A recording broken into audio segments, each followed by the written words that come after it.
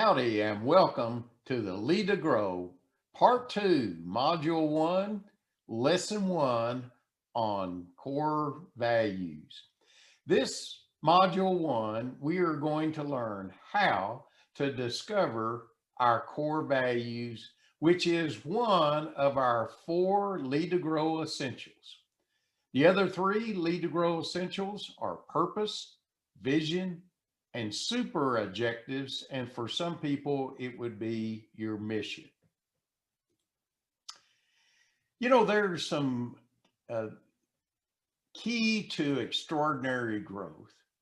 In the book Built to Last, Jim Collins and Jerry Perez looked at some of the United States' most successful corporations, many of which dated back to, get this, 1800s, using decades of data and a rigorous criteria for evaluation. Collins and Perez compared 3 distinct groups of organizations. First, visionary companies, the best of the best, described as premier institutions in their industries, widely admired by their peers, and having a long track record of making a significant impasse on the world around them. The second are the comparison companies, close competitors to the visionary companies who have achieved a high level of success, but not to the extent of the visionary companies. And the third are the average companies. While the average companies, what they had was an average performance in the general stock market. What is amazing is the extraordinary long-term financial performance of these enduring great visionary companies. Collins and Perez contrasted the 3 types of companies, and here's what they found.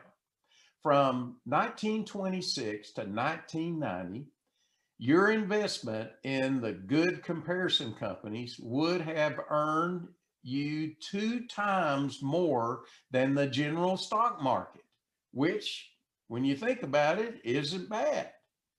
But your investment in the great visionary companies would have been 15 times greater than the general stock market. Wow. So, what makes these visionary companies different? For that matter, why do only a few companies have extraordinary profits while the rest never make it to this top level? What do these super successful companies know that the rest of us do not? I asked myself these questions when I was trying to grow our business, and the answers I found should bring hope to any struggling organization. The shocking fact is that these visionaries companies are generally more ideologically driven and less pure profit driven. The greatest companies focus on and embrace their core ideology. I love what Jim Collins and Jerry Perez, what they said here is that cult-like cultures which preserve the core must counterbalance with a huge dose of stimulating progress. What Collins and Perez discovered that the enduring great visionary companies did a couple of things very well. They preserved the core and stimulated progress. These companies' core ideology was so strong that they were known to have a cult-like culture. This meant the organization's core ideology was defined as core values plus purpose. And they were like fanatics who protected and never changed the core, while they stimulated progress by constantly adapting their business and operating practices. Over time, these visionary companies changed almost everything: policies, procedures, product lines, organization structure, reward systems, strategies, tactics, and performance goals. But the one thing they did not change was their core ideology.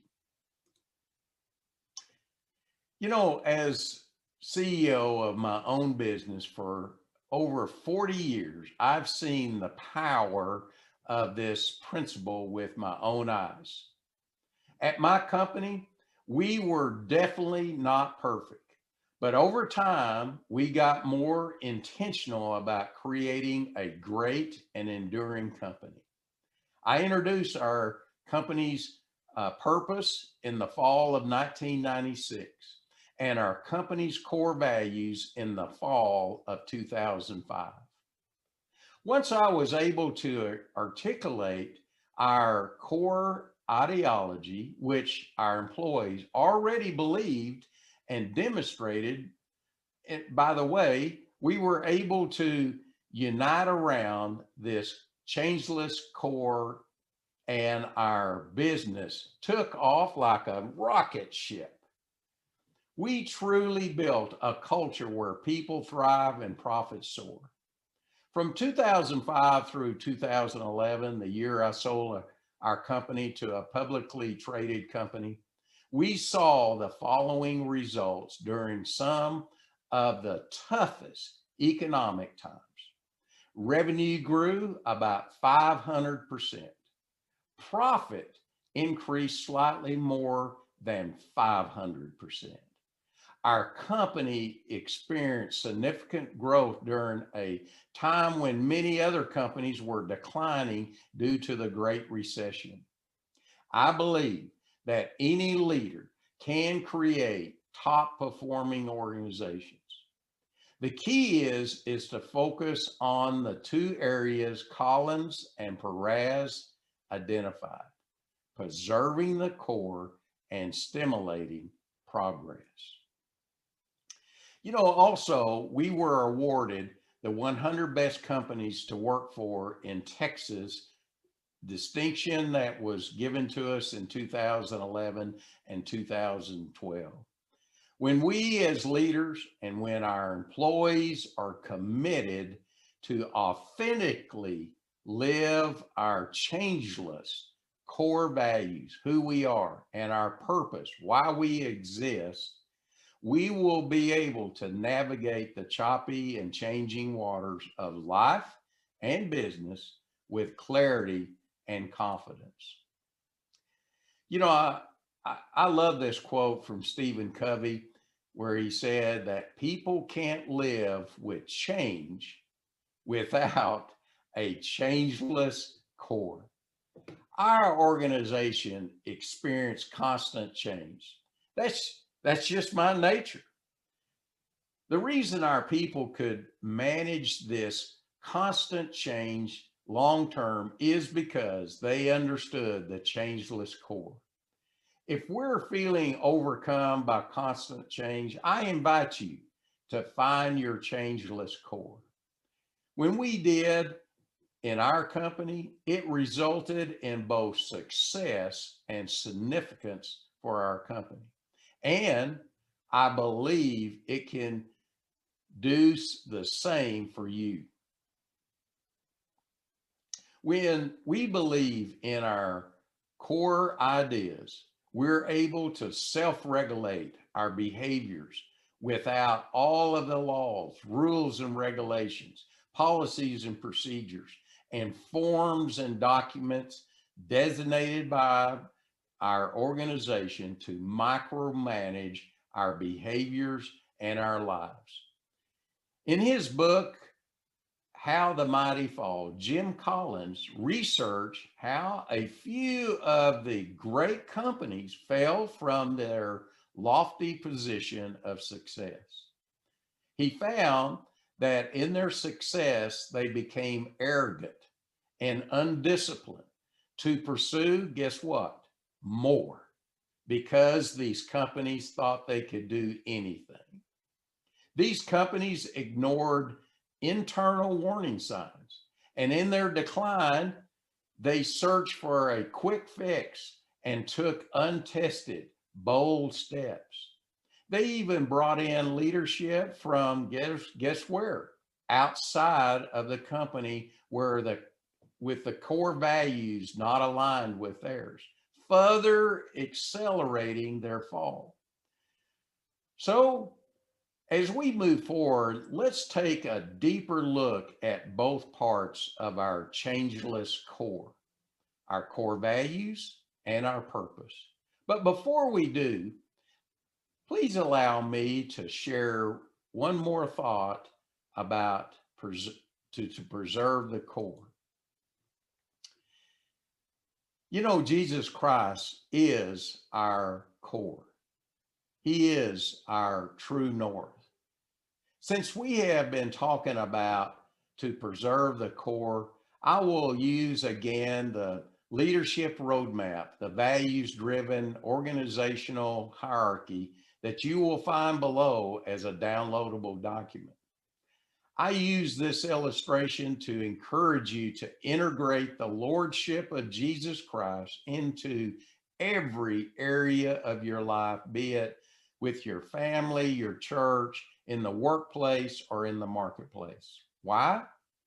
Because in Scripture, there is no division between the sacred and the secular.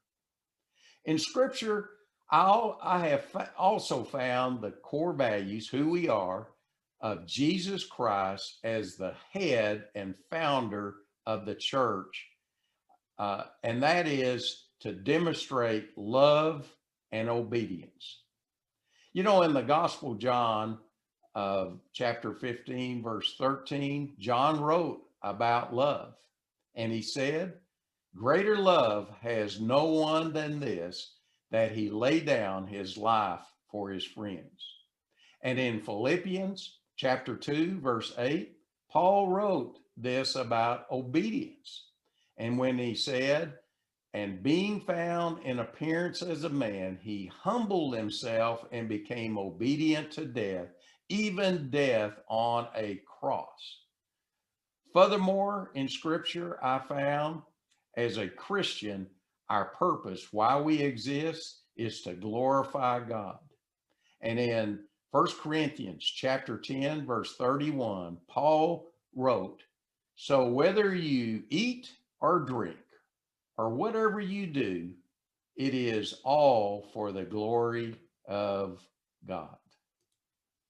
Well, as going through this lesson one, take a moment here and write down one or two action items that you would like to implement today as we conclude the Lead to Grow Part 2, Module 1, Lesson 1 on core values.